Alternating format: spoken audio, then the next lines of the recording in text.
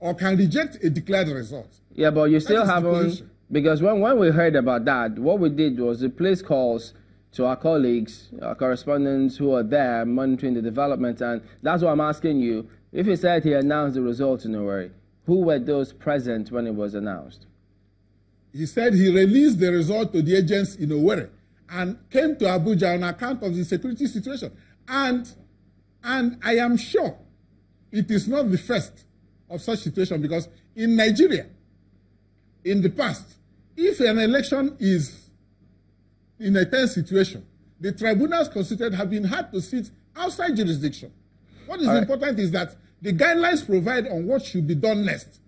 The guidelines did not provide that the result must be declared in Imo, even if somebody is at the pain of being abducted or being kidnapped or being detained against his wish. So Goodluck wanted to avoid a situation where he will be looked for or where he will be compelled to sign anything under duress. For example, the report of the remnant of his committee. You may have also read the reports of other members of the committee, I reckon, because the secretary of the committee and 7 others are reported to have disagreed with what Ahmed Goodluck did, that he couldn't have announced the results unilaterally. You heard that report, haven't you? Yes, I had a report of the secretary that Ahmed Goodluck left Owerri without their knowledge. And that one, Goodluck has answered that position. The secretary also did not say, National has now, do I now go ahead with another election? The secretary on his own unilaterally subverted the process and commenced a new regime of election in which their chosen person had the alleged 400 and something thousand votes.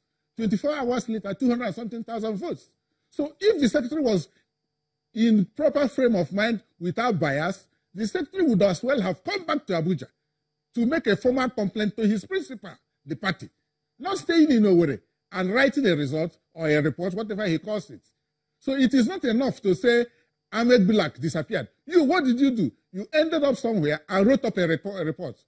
Two wrongs can make a right. If Ahmed Goodluck was wrong, which is not considered, the proper thing for the secretary and others to do would have been to come back to Abuja, to ask for the next direction, not to go ahead and do what they did. But in our own case, we contend and insist that Goodluck completed the work, that the declaration was done in Abuja and the results released in Imo is well taken. It can only be fighted by an appeal committee or the court. That is our position. Let me then turn to Onuegbu. And that is what Imo people desire. All right, that's on the one hand, but I just need to get your perspective on this, Onuegbu Igbokwe, about his views on what the secretary should have done following the invalidation of that particular result by the chairman, the NWC, setting up another panel. So do you think that the panel, the secretary, and other members procedurally should have reported to Abuja to lodge complaint and then say, look, this process was not properly done, contrary to what he is saying? Yeah, thank you. At this point, I thank him for admitting that yes, Goodluck declared the results in Abuja, and the procedure and the guideline says that for every election conducted, it shall be declared in the state in the presence of all stakeholders, including INEC, SSS, police, all the aspirant candidates and their agents. And I'm happy he said yes, that Goodluck secretly released the outcome to agents of the other aspirant and now disappeared to Abuja to now declare the result. Now, Goodluck cannot act alone. He's working with a committee, and a committee of 12. Any action he's to carry out must be that is resolved by members of that committee. And now he unilaterally proceeded on this journey. And the members of the committee sat. For any committee to take it, at least there must be a quorum. And here we are talking about 2/3 membership of that committee sat and took it to commence with the process. Yes, the secretary of the party had to now commence with other members, and at the point they were making frantic effort to get to national the working committee through the chairman. And you know the chairman being a very busy person, and they were able to do it not until the exercise were completed. They were able to finally get across to the national working committee when they have declared the result in the public at the party secretariat before all APC members and concerned stakeholders, civil society, everybody. And now they were able to get back to the National Working Committee. And the National Working Committee, based on this, that the issue here is that the party is being embarrassed that somebody can go and declare a result without the due process being followed, especially Gulag. And I want to challenge him here. Did the party receive that report? He had made in the presentation, yes, that at the end of the day, the exercise, you need to present the original copy of the result to the party, being the principal who had assigned you as an agent to go and carry out an exercise. And you can only carry out an exercise based around the terms of reference given to you by the principal.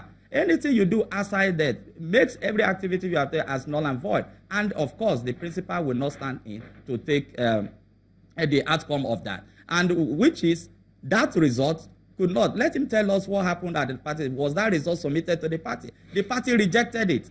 Okay. And that is the position. The party rejected it. So what the secretary has done within the circumstance, the committee found itself, was to proceed because they had 2/3 members, and already they have informed a night preceding that Goodluck have made an announcement informing all candidates, all party faithfuls, all contestants to come out the next morning, 6 o'clock. And everybody was there, only to their surprise that he had disappeared. So they had to commence from there and now concluded the exercise and presented their own report, declared their own result in the public. Okay. And that is what is fundamental to us. Now, after that, like I said, the party now came in ensuring, you understand, let me move on to the next item. On the side of, now they have to right, let me move on to the next question. And said, about the 6th of October, Barrister Nozier, I believe you know him, a contestant as well for that election, he says that he approached the panel to inquire about how the returning officers were going to be constituted. He said it was shrouded in secrecy. Nobody told him anything. Then he reported to the... just a minute. He also said... That is not true. I was there. Go ahead. What happened? On my honor. I was there as a stakeholder. I'm an aspirant too. Don't forget that. I'm also contesting to return back to the House of Representatives. I was there. Barrister Nozier raised that question that, okay, how are they going to generate the ad hoc officers to go in for the return? And in fact, the chairman gave members of the committee to respond to, and they said, listen, that is why you are invited here. Please submit list of your own preferred agent. We are not going to work on any list. We are here. We have the register of members of this party in Imo State. We are going to apply our discretion in choosing from the party register, not necessarily from anything anybody submitted to us. And I plead that because I also know that one of your officers were that stakeholders for to play that video to you. And that was the statement from the panel that came, that they are not going to rely on, and that is why they are going to be very thorough. And remember, the person heading this is a retired military general. He was very clear. And he was encouraged to submit his own list and also submit his own EVA, that the membership will be composed, will be taken from the register of members of APC in Imo State. And I tell you, that is what happened. And the other question he raised was, are the centers to be conducted? And that it should be the INEC Collation Center. And it was clarified. There's difference between INEC Collation Center and party ward centers. So INEC Collation Center are just school rooms where results are computed. They don't have field, they don't space. He also mentioned that he was called to go to State CID office to cross-check the electoral materials. And when he got there, he found that the material had been moved 2 hours before he was even called. Were you also there when that happened? Now, when the new panel came in, they made it clear that the materials are being deposited with the police, and that the police and security are going to assist in the distribution of the materials. Now, if they had asked him to come by 7 o'clock, and he came by 9 o'clock, who should be held responsible for that? What is important? To make your inquiries, those materials were not handed over at the state CID. The state command released with the panel, distributed this to the different division area commands. All electoral officers were meant to report at the area commands to incident the appearance, and in the presence of the police, these materials were allotted to the returning officers who were supposed to conduct elections in the different local government. From the area commands, they left to report to the DPO, to the divisional police headquarters in the different local government. And here at the divisional headquarters, the DPO assigned the police officers to monitor the events to each ward, and they move together. And this is the process. And he knows. And the panel, for once I saw them being thorough. They distributed themselves to different zones, unannounced to people, to go and investigate if actual voting election was taking place. And I can tell you that the National Working Committee, through pseudo means, I also monitored that, and they were getting you just allow me to butt in. Videos Honorable Igbokwe, if you just allow me to butt in here, just so I can get a clear understanding about yes. the efforts that both camps, if you will, have made to this point. What efforts have you made to meet up with INEC to try to have a clear position on which of the primaries to be adopted?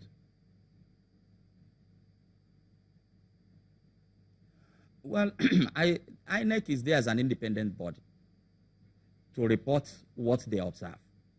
It is not our duty to go and meet INEC. It will seem as if we are trying to, have an undue influence on them. They are independent. They were in the field, and I can assure you, I'm relating to my own ward, because my election was. And every election at the ward level, the INEC officer posted, the SSS officer posted, the police officer posted, all signed as a witness to the outcome of the primaries. So we don't need to, it is the duty, it's incumbent on INEC to provide to the public their report on the said primaries that were held. And as far as we are concerned, the legitimate primaries that were held was those that held on October 6th by the General Agbabiaka panel, and the results have been submitted, have been received by the party. And that is what is important. The NWC have the final party powers to ratify the outcome of any elections. It's contained in our guidelines, it's contained in the constitution of the party, and this is very, very important. So at any point, the NWC have right to intervene, even assume jurisdiction of any other committee, and take actions to preserve the integrity of the process and the party, and make sure we come out of credible primaries. Thank you very much. Thank you, Honorable. Very quickly now, we have news filtering in at the moment that the Independent National Electoral Commission has declared the governing All Progressives Congress ineligible to field candidates for all elective positions in Zamfara State due to the inability to hold primaries by the October 7th deadline. That is the news just coming in. With that, we will close this segment. Gentlemen, I thank you so much for sharing your insights with us this morning. Thank you very much for having me. Thank you very much. I have been speaking with Honorable Raphael Igbokwe, who is a member of the governing All Progressives Congress and an aspirant for the House of Representatives, and Mr. Onuegbu, who is also an aspirant for the House of Representatives on the platform of the All Progressives Congress. We take a short break, and we will be back in a moment. Please do stay with us.